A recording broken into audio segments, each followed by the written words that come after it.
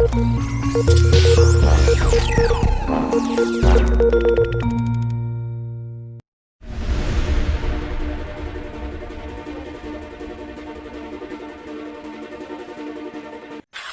предлагаем вашему вниманию цикл лекций, который называется «Народные сказки.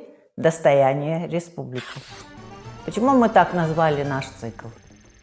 Потому что народные сказки крымских татар создавались именно на этой территории, именно этим народом, который сейчас проживает в этой республике. Поэтому крымско-татарские сказки – такое же важное достояние республики, как другие памятники историко-архитектурного, литературного, материального наследия. Вот поэтому мы так назвали этот цикл. Первая тема называется «Почему люди издавна любили сочинять и рассказывать сказки?» Вообще все люди во всем мире. И откуда взялась сказка? Сначала возьмем такой момент. Сказка для всего человечества, конечно, не только для крымских татар, для всего человечества очень традиционный вид устного народного творчества или словесного творчества. Когда она зародилась, трудно очень сказать. Может быть, даже и тогда, когда еще люди жили в пещерах, люди жили первобытными племенами, появилась потребность рассказать что-то друг другу, рассказать об охоте, об удачной или неудачной, рассказать о рыбной ловле, о каком-то процессе труда. Постепенно сказки отделились от мифов, от легенд и стали совершенно самостоятельным литературным жанром, литературным видом деятельности, устным литературным видом деятельности. Как мы определим вообще, что такое сказка? Сказка – это история, рассказанная специально воспитанным в племени сказителем или сказочником с целью развлечения, поучения. И обязательно в сказке есть момент, подчеркивающий, что она нацелена на вымысел, что он рассказывает фантастическую историю. Все, наверное, с детства знают, кто связан с русской культурой, такую вот присказку: «Слушать не слушай, а врать не мешай». С этого начинает рассказ сказочник. Заранее устанавливается такая установка, что и слушатели знают, что им рассказывают неправду, и сказитель знает заранее, что он рассказывает фантастическую историю. Вот в этом ее принципиальное отличие. И в то же время сказка содержит познавательный всегда элемент, мы об этом будем говорить. Сказка содержит всегда воспитательный момент, и сказка обязательно содержит развлекательный момент. Вот эти три момента – развлечение, познание, воспитание – позволяет сказке прожить века, тысячелетия и сохраняться в нашей памяти. Для того, чтобы еще четче представлять, что такое сказка, надо отделить сказку от мифа. Что такое миф? Очень трудно понять иногда, хотя мы живем все время в окружении каких-нибудь мифов. Я бы хотела сказать о первобытном мифе, откуда он взялся и почему он вообще существует у всех народов, в том числе и у крымских татар. Что такое миф? Миф – это создание коллективной народной фантазии, которая отражает реальность как вполне существующую, но в виде фантастических образов, в виде богов и героев. Миф отличается от сказки, что он рассказывается с абсолютной уверенностью, что так было на самом деле. Миф отражает вообще-то религиозные верования первобытного дохристианского, доисламского общества. Первобытные представления. Там речь идет о богах, о каких-то героях, И все знают особенно хорошо, конечно, греческую и древнеримскую мифологию.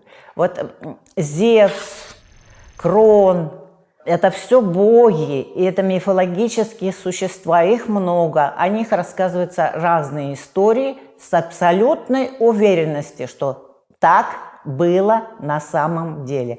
В основном мифы повествовали о происхождении Земли, о происхождении неба, о происхождении Солнца, так называемые космогонические мифы. Вот в этом отличие. Но и в то же время сказка и миф пересекаются в какие-то моменты. В сказках часто встречаются мифологические персонажи, и мы о них будем говорить. В сказке есть мифический какой-нибудь герой. Ну, забегая вперед, я, например, скажу, что в крымско-татарских сказках самый распространенный мифологический персонаж – это Аждара, дракон. Отделить надо сказку и от легенды. В частности, чем же отличается? Легенда – это история, которая рассказана об определенном историческом событии или об определенном географическом пункте или месте, городе, населенном пункте.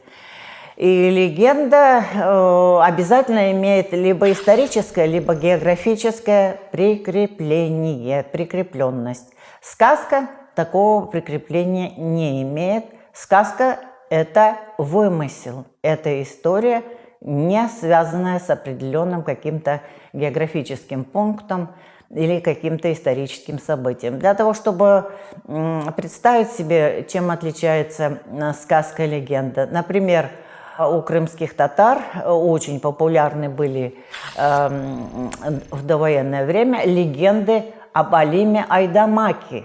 Потому что Алим Айдамак – это не сказочный герой, это реальное историческое лицо, о котором рассказывали люди легенды, немного преувеличивая, немного его больше возвеличивая. Но это не сказки, это не вымысел, это легендарный герой, это не сказочный герой. Алим Айдамак.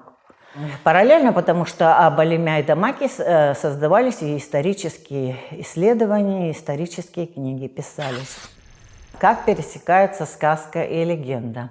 Все знают легенду об Аюдаге. Это история о том, как в процессе каких-то вулканических изменений в Крыму образовалась вот такое вот причудливая гора, которая похожа на медведя, и о ней рассказана легенда о том, что медведь был огромной величины, огромной силы, он все разрушал на своем пути. Там, где он проходил, появились ледяные источники, там, где он проходил, появлялись пещеры, расщелины и скалы. Так образовалась горная система Крыма. И вот в сказке, где главного героя зовут Медвежье ухо, Аюклак Батыр. Аюклак Батыр, он родился от брака женщины и медведя. Он с признаками медвежонка и с признаками мальчика. Постепенно он вырастает и становится героем сказки. Вот. И встречает на своем пути таких персонажей, которые становятся его помощниками. Меня зовут Сильби Буран. Кто против меня выйдет, того скручу и выкину. Другой спутник. Зовусь я Демир Купарган. Сейчас я поясню. Кто против меня пойдет, того схвачу за пояс, пополам согну, да и отброшу. То есть Сибиль Буран, сметающий все на своем пути, и Демир Купарган, крушащий даже железо, несущий гибель всему живому. Вот такие два спутника. Есть вариант румынский. Земля, звучащая, землю проглатывающий и воду остужающий. Ну, видно, что в этих сказочных персонажей отражаются отголоски легенды Абаюдаги. Просто эти три персонажа, они несут ту же функцию, что этот огромный медведь, который пришел когда-то на Крымскую землю. Вот они разделяют как бы функции этого медведя. Все разрушают, все могут остудить, все могут проглотить, а в сказке они просто помощники чудесного героя. Дестан – это такое эпическое, чаще стихотворное сказание, которое было очень популярно тоже у крымских татар. К сожалению, очень мало сохранилось полностью текстов дестанов. Как отличить? Дестаны или эпические сказания – это истории очень объемного содержания о каком-нибудь герое, который существовал, очевидно, когда-то, и когда-то про него складывали легенды. Постепенно этот легендарный герой становится героем эпического сказания, очень подробного, очень большого, очень объемного. Это Эдиге-батыр, это Чора-батыр, это Дестан Кероглу. У крымских татар были еще и так называемые лирические дестаны. Аши Гариб, Кызы Курпеч. Это истории любовные. Чем они отличаются от сказки? Тем, что они чаще всего исполнялись именно в стихотворной форме, и сказитель сопровождал рассказ игрой на сазе. Обязательно.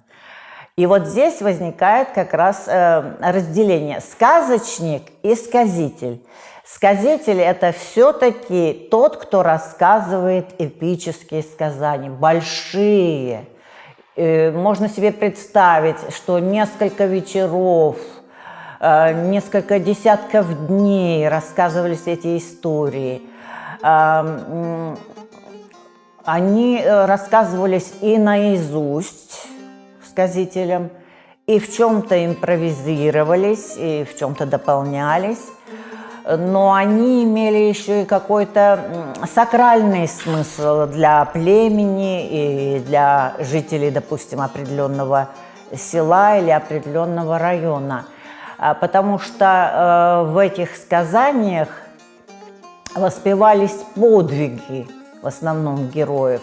Даже подвиги, которые совершены, например, во имя любви. Но это все равно подвиги. Это воспевательный такой жанр. Торжественный, ритмичный, очень высокий стиль. Вот что такое дестаны. И дестаны рассказывали именно сказители. А вот сказки рассказывали и сказители, и профессиональные масалджи, то есть сказочники. Сказочник рассказывал свои сказки по памяти от своей бабушки, та помнила от своей бабушки и так далее, или от дедушки, все равно. Но каждый раз сказочник исполнял все-таки по-своему. Вот это интересный очень момент. Вообще сейчас считается, что каждую сказку нужно изучать, как она вот рассказана, а не как записано. К сожалению, мы сейчас народные сказки можем изучать только так, как они уже записаны. Мы очень мало фактов таких, чтобы нам рассказали вживую эту сказку, вот, рождающуюся на наших глазах. Эти масалджи или кедаи. Вот мы встретимся, изучая сказки и дестаны, и легенды, встретимся с таким словом кедай. Кто такой кедай? Чем он отличается от масалджи? И отличается ли он? К сожалению, четкого такого определения я пока не знаю. Но судя по отцовским статьям, я должна сказать теперь уже, мой отец Керим Джаманаклы, известный до войны фольклорист, заведующий сектором фольклора в Крымском научно-исследовательском институте татарского языка и литературы, успел написать в конце 30-х годов несколько объемных статей. Речь идет о том, что в 1941 году, в начале 1941 года, в Симферополе состоялось такое вот своеобразное совещание кедаев. То есть со всего Крыма съехались люди, причем не обязательно старшего возраста, которые очень хорошо рассказывали и дестаны, и легенды, и сказки. Этот съезд называется все-таки съезд кедаев. То есть кедаями называли всех тех людей, которые знают много разных народных историй, сказок, дестанов и даже чинов и мане. То есть это еще и певцы. Не только рассказывающие, но еще и нараспев исполняющие. Вот, нараспев исполняющие такие народные песни. И еще один интересный человек – это Бекмамбет Кулмамбетов, который на этом совещании рассказывал о том, что он был еще мальчиком-поводырем слепца, талантливейшего кедавя Эшмурзы. Ходил с ним вместе по селам, там исполнял он, специально собирались люди по вечерам, и он рассказывал огромное количество разных историй, сказаний, дестанов, в том числе и сказок. И маленький мальчик Бекмамбет запоминал эти истории. А обратим внимание на то, что Эшмурза был слепым. Эта история напоминает нам о слепом Гомере. Почему чаще всего сказителями, сказочниками были слепые? А потому что в племени они так зарабатывали свой хлеб, они так кормились. Это было уже профессией. Вот так же, как есть кузнец, так же, как есть пастух, так есть, оказывается, и кедай. У крымских татар это тот же сказитель, что и у древних греков Гомер. Какой-то слепец поначалу. Постепенно, конечно, в довоенное время это не осталось уже профессией. Это обычно колхозники уже вот рассказывали эти сказки, эти истории. И многочисленные экспедиции, начиная с Баданинского, продолжая вот моим отцом, который работал в секторе фольклора, записывались. Таким образом, мы имеем записанные сказки. Утеряна уже сейчас традиция рассказывания сказки и импровизация. Но эти сказки мы считаем именно народными, потому что они родились в народной среде, они содержат народные чаяния, идеалы и стремления. Вот поэтому мы считаем народные сказки сокровищем нашей культуры.